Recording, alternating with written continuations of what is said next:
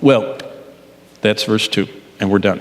But before we go, let me ask you, how does Revelation 6 fit in with all the rest of the Bible? Is what we just read verified by the rest of the Bible? Is this what the Bible says is going to happen? Since God inspired all the Scripture, is this section of the Bible consistent with the rest of the Bible? And what is amazing is the first 4 elements, those first 4 horsemen, exactly correspond with the first 4 descriptions Jesus makes in Matthew 24. In fact, if you would take the time, in Matthew 24:4, Jesus says, "Take heed that no one deceives you, for many are going to come in my name saying, I am the Christ." That's the first thing Jesus says. What's the first seal? A white horse that brings peace into all the earth. How do we know it brings peace? Look in your Bibles in Revelation 6 and look at verse 3. It says that the second horseman in verse 3 takes peace from the earth. That means that the first horseman brought peace to the earth. And so horseman 1, deception and deceiver. Seal 1, that's described in Matthew 24, deceivers. You know what the second thing Jesus describes in Matthew 24? Nations against nations, kingdom against kingdom. What's the second horseman, the red horseman bring? Warfare and killing.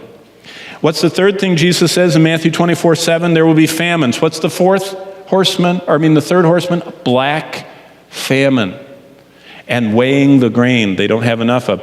Next, Jesus said there'll be pestilence and earthquakes. What's the fourth seal?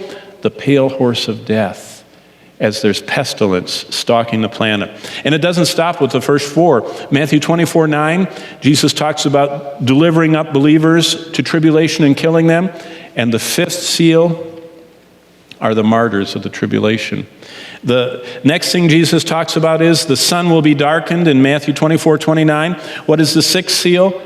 The sun turns black like sackcloth, and the moon darkens to be like blood red. It exactly tracks.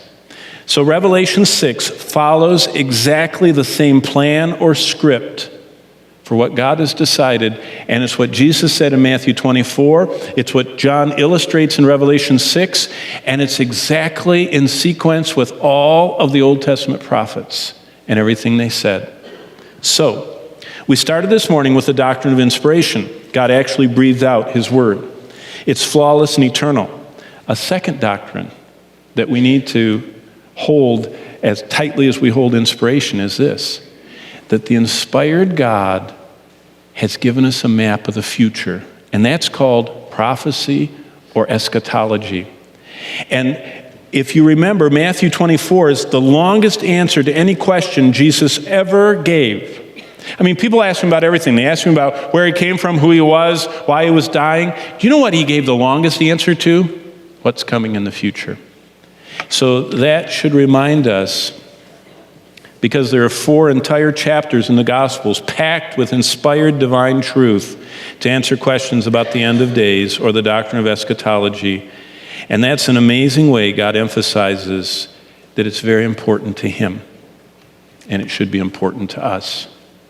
One last thought, and I love this. How does Jesus, not prophetic conference speakers, not people that like to be intriguing on the radio and always saying things to get people's attention, how does Jesus want us to apply what we've seen in Revelation 6? I mean, what possible application could there be of the tribulation to us that He's promised He's going to deliver us from that wrath to come? How are we supposed to apply this? This is just an introduction, but maybe for some of you, I'm always meeting with people, and one of the things they say is, could you tell me something? I just need help. I don't know where to start studying my Bible. And I love to suggest something to them and check up with them and see if they did it. Well, if you're one of those that aren't sure where you're going to read this week, let me just share this with you to close. Jesus applied the coming of the tribulation by telling 5 quick stories. If you notice, right after Jesus finishes with all of the horrors of the tribulation, He goes into 5 quick parabolic stories. That's the end of Matthew 24 and all of 25. And the theme of every story was Jesus applying the end of time scenario to the everyday lives of people that weren't going to go through the end of days, that were alive right then, and us. And basically, Jesus said, this is how you apply the truth of the tribulation to your living today. And I'll just read to you the 5 stories, okay? Number 1, in Matthew 24, 32 to 35, Jesus said, know my plan. And if you read that story, he says, I want you to know my plan. I want you to know what's coming. So you know what that means? Learn the doctrine of eschatology. Number 2, in Matthew 24, 36 to 44, Jesus said, keep watching, I'm coming quickly. Do you know what the lesson is? We don't know when he's going to come for us. He's going to come at the time we least expect it. And many Christians are going to be so taken up with this time of prosperity and peace, and finally the stock market is going to be worth something, and finally we're not going to have to worry about our food being poisoned, and the terrorists coming, that they're going to be Christians as these times start coming that are going to be deceived. Jesus said, don't let this time deceive you. Now, I'm not saying that the Christians are going to be in the tribulation, but this is going to be a workup. There's going to be coming a time when everything is going to be stabilizing and getting better, and Christians are going to be, wow, this is great. And the Lord says, keep watching, I'm coming quickly, don't be deceived. Matthew 24, 45 to 51, Jesus said, avoid distractions. Matthew 25, the first 13 verses, Jesus said, remember, there's no second chance. Live for what counts now, while you can.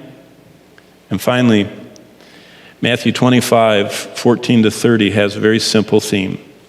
Don't waste your life. God's already told us the plan. He's already told us how it's all going to end. He's already told us why he saved us. Don't waste your life. Live for what I saved you to do. That's the message of how Jesus applied the tribulation.